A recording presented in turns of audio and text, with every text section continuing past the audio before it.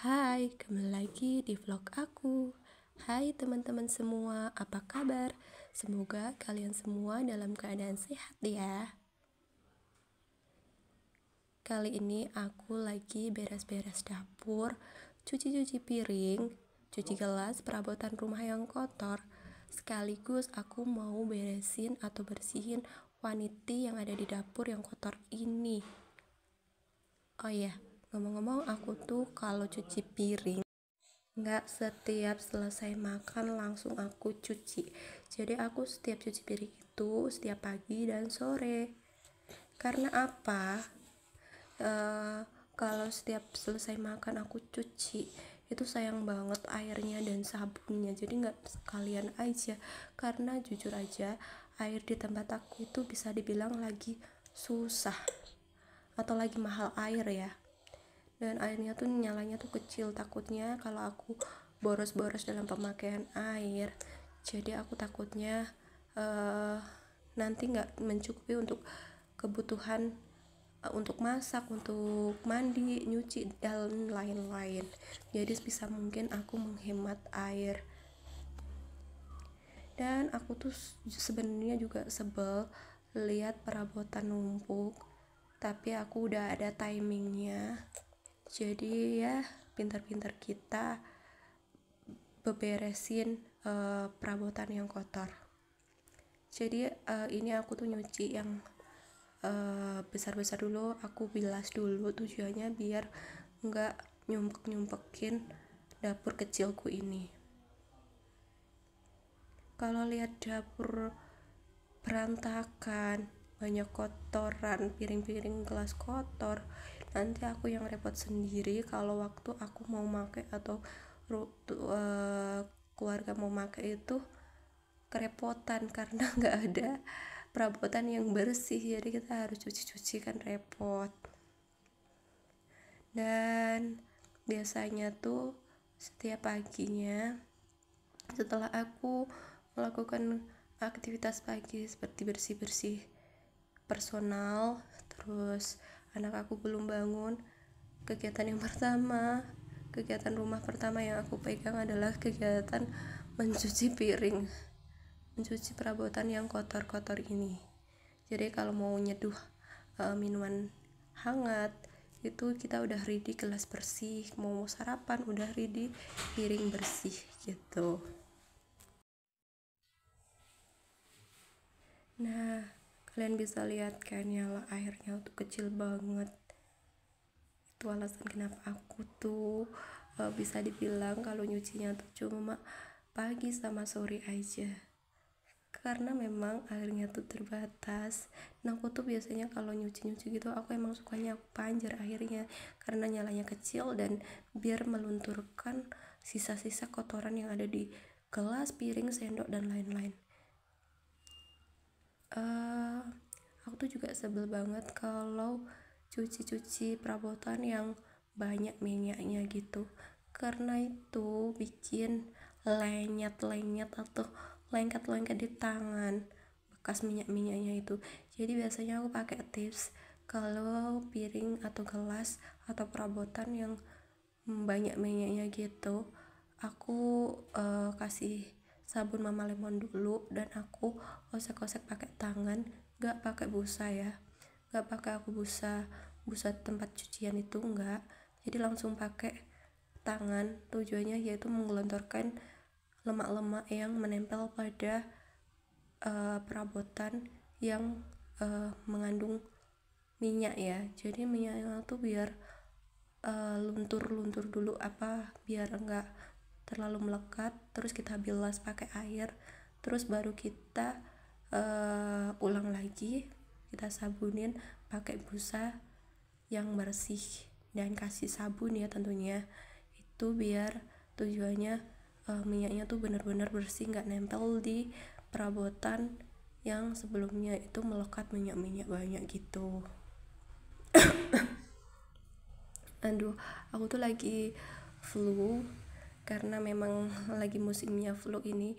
Aku, suamiku, dan anak tuh lagi musim pancaroba. Jadi ya maklum ya kalau batuk-batuk gini.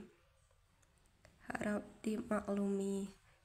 Jadi itu lebih baik kita menjaga kesehatan daripada kita harus mengobati ya. Jadi jaga kesehatan kalian semuanya, jangan sampai kalian terkena penyakit karena makanan yang kurang sehat atau kondisi yang kurang baik. Misalkan kalau hujan pakai mantel, kalau keluar atau pakai payung.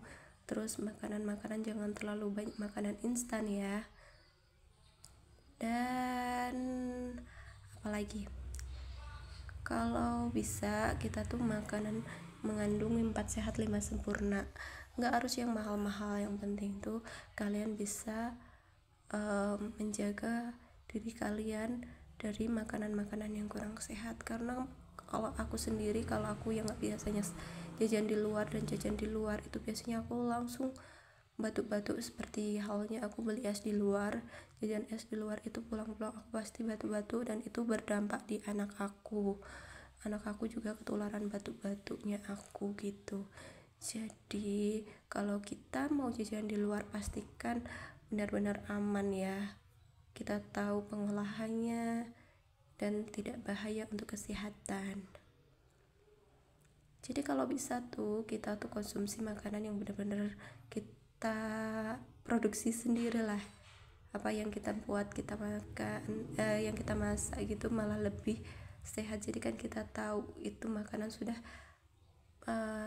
kita masak dengan sterilisasi, atau kita masak benar-benar udah dicuci, udah benar-benar matang, pakai air bersih, pakai peralatan alas makan yang bersih gitu kan. Kita udah cukup menjamin karena kita yang memproduksinya sendiri gitu.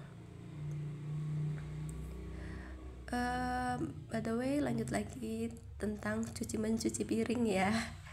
Ini alhamdulillah udah mau selesai, dan aku tuh jarang banget beli perabotan rumah tangga ya. Walaupun di rumah cuma ada aku, suami, dan anak, dan ada juga rekan kerja suami aku, karena suami aku kerja sebagai bengkel rumahan, tapi alhamdulillah punya teman rekan kerja. Dan kadang kalau mereka datang itu aku masaknya bisa aku tambahin, jadi perabotan juga bertambah juga yang kotor, tapi nggak apa-apa, itu karena bisa menambah pahala aku dalam mengurus rumah ya. Karena setiap kegiatan yang kita lakukan dengan ikhlas, atau pekerjaan rumah tangga yang istri lakukan dengan ikhlas, insya Allah membawa berkah. Jadi kalau misalkan suami kita udah cari nafkah, ya paling enggak istri bantuin kerjain pekerjaan rumah. Kadang juga suami aku sering bantuin kerjaan aku ya, walaupun enggak semuanya sih, tapi paling enggak dia kadang ada care-nya bantuin kerjaan aku. Nah ini akhirnya aku biarin mancur aja dulu, soalnya itu biar kotorannya tuh turun, tapi ya nggak turun kotorannya karena nggak aku geser-geserin ke tempat lubangnya. Jadi tuh ini tuh selangnya itu nyatu sama luar, selang wastafelnya tuh udah nyalur sama luar, dan insya Allah tuh nggak mampet, jarang mampet ya. Jadi kalau kotoran cuma sedikit-sedikit itu insya Allah tuh nggak mampet. Tapi kalau bisa sih jangan biasain kayak aku gini ya. Biasanya tuh kalau kotoran itu kita pisah dan kita buang di tempat sampah. Tujuannya biar wastafel kita tuh nggak mampet dan nggak nambah biaya untuk perbaikan ketika wastafel rusak. Tapi kalau misalkan wastafel rusak, kalau aku biasanya sering ngandelin suami aku, karena suami aku tuh insya Allah serba bisa kalau suruh betulin apa-apa, betulin lampu, betulin motor, betulin kayak kabel-kabel, terus suruh buatin apa itu. Kalau sekiranya suami aku bisa, terus aku tuh sering banget ngandelin dia. Oh ya, ini aku lanjut bersihin vanitinya karena ini tuh aku bersihnya tuh nggak setiap hari ya vanity-nya, paling sebulan sekali, atau pas aku sempet ya, kalau nggak nyampe sebulan sekali ya 2 minggu sekali, nggak bersihin setiap hari karena kegiatan aku tuh juga bisa dibilang padat. Kalau misalkan anak lagi nggak rewel gitu, biasanya aku bersihin all keseluruhan dapurnya. Tapi kalau misalkan anak aku lagi rewel, nggak mau ditinggal-tinggal, dan posisi anak aku lagi nggak tidur atau udah ini, jadi aku tuh kerjanya sebisa aku. Ini dinding-dindingnya aku juga bersihin, kerak-keraknya beda banget kan kalau digosok sama nggak digosok, itu pasti banyak lumut-lumutnya, banyak item-item yang nempel di dinding, dan itu tuh bikin kalau kita yang udah biasanya lihat sih biasa-biasa aja, tapi kalau orang lain yang lihat tuh kayak kesannya tuh kita tuh orangnya jorok gitu ya. Ini yang pojok-pojok juga iya, nggak tahu kalau biasanya tuh kotor itu karena disebabkan atas cipratan ya, cipratan tangan, cipratan sabun, itu tuh bisa menyebabkan kerak-kerak pada wastafel dinding-dinding gitu.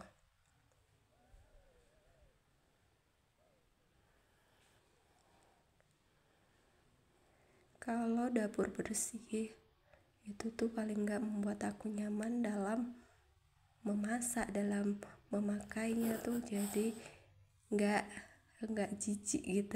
Ini wastafelnya aku bilas lagi pakai air bersih ya, dan yang kerak-kerak kotornya itu aku masukin ke lubang.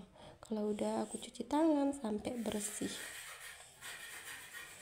Nah, ini udah selesai, aku tinggal ngeringin tangan aku, dan alhamdulillah ini udah selesai. Aku beres cuci-cuci piring dan bersihin vanity-nya. Terala, ini dia hasilnya.